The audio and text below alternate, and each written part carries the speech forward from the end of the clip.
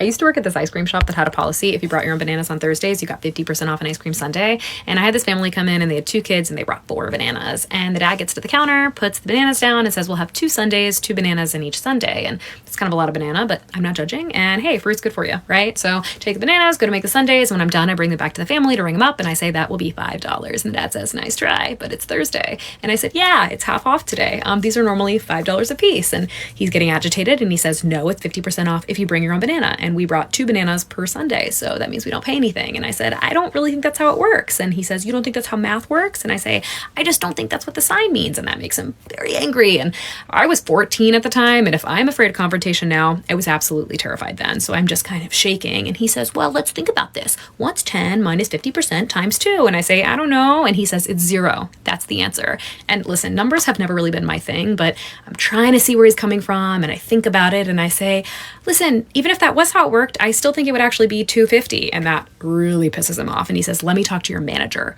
And I say, okay, but my manager was on her smoke break. So the dad's getting like red in the face. The little kid started crying. And I end up just saying, you can have the sundaes. Have a nice evening. So they leave. And that night I'm doing the till reconciliation with my manager who took like 6 smoke breaks an hour. And we were $5 short. So I ended up paying for their sundae with my own money. And at the time I was making $5.15 an hour. So that was basically an entire hour worth of wages.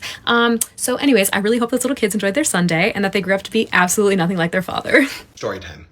So I'm a mid-level manager at my company, so I deal with a lot of hirings and firings, and I just wanted to tell you about the weirdest 2-week notice that we just recently got. Some backstory, this guy's been with the company for about 4 years, and honestly, I don't like him. I don't think he's well suited for the job, but there are some people at the company who just think that he is God's gift and that he is so funny. I don't think he's funny. I think he's pretty racist and sexist, as do a lot of other coworkers of mine. And so a couple months ago, we brought our concerns to upper level management, and they were on board to go through with our recommendation that he be fired, with the catch that they had to have a full company meeting before they could actually go through with the firing. The guy getting fired finds out about this meeting, and he convinces his friends and coworkers to break into the meeting while they're trying to decide if he gets fired and start destroying stuff. The best part, after management decides he's going to get fired, he issues a statement saying he will commit to a peaceful transition of power, and we're like, Mr. President.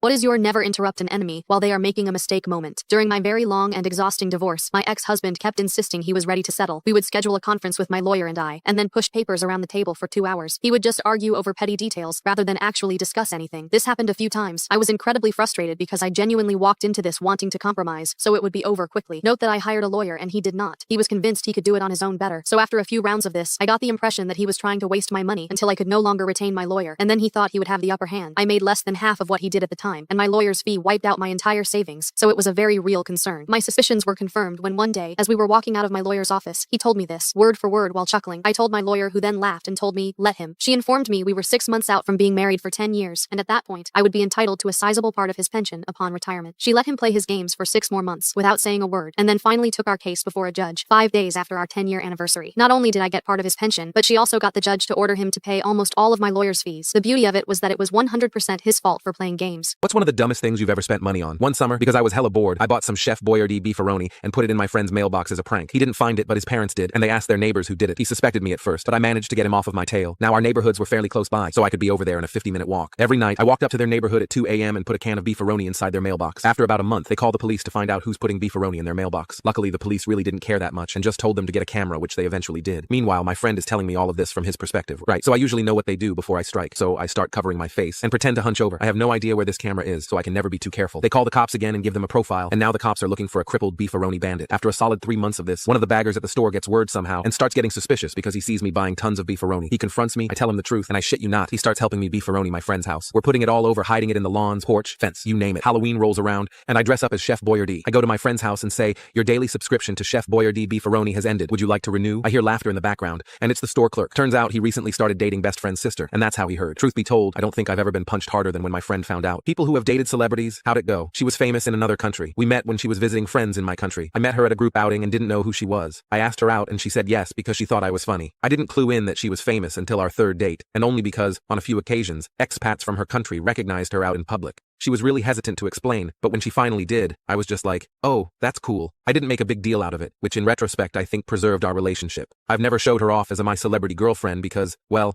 I'm not a fan, haha. I think if I did, that would have been a deal breaker. She has a weird relationship with fame. She didn't enjoy being famous at all. To her, fame was the price she had to pay to do the thing that she loved and was really good at. When we were together in my country, we could be more normal, occasionally being approached by fans notwithstanding. The couple times I visited her in her country, we spent most of our time in the hotel or in places where her privacy could be guaranteed. Eventually, she just quietly withdrew from the public eye and moved to my country. We've been married 7 years now, and I'm constantly on the lookout for signs that mommy's talents got passed on to either or both of our kids. Haha. What's the worst, I hate to break it to you moment you had with someone? There was a rule at my job where only one of these two supervisors could be off at a time. One of them loved to take a full week off work during holidays to get more bang for his PTO buck. One year, he had Thanksgiving week off, but the other supervisor had family come to town that week on late notice. The other supervisor asked him to cancel just one of his days so she could spend the day with family. He declined, even after she basically begged him, and he even said he didn't have anything to do that day. She then proceeded to take PTO days every Wednesday of a holiday week for the next calendar year, effectively blocking him from taking his cheap weeks off. He told me that he thought it was funny because he knew she didn't have enough time to take all those vacation days off, and she'd eventually have to cancel some of them. I got to tell him, I hate to break it to you, but she only took 2 hours off each of those days. See, the rule didn't differentiate between a partial or whole day, so she only had to burn 24 or so hours to block him. He looked devastated.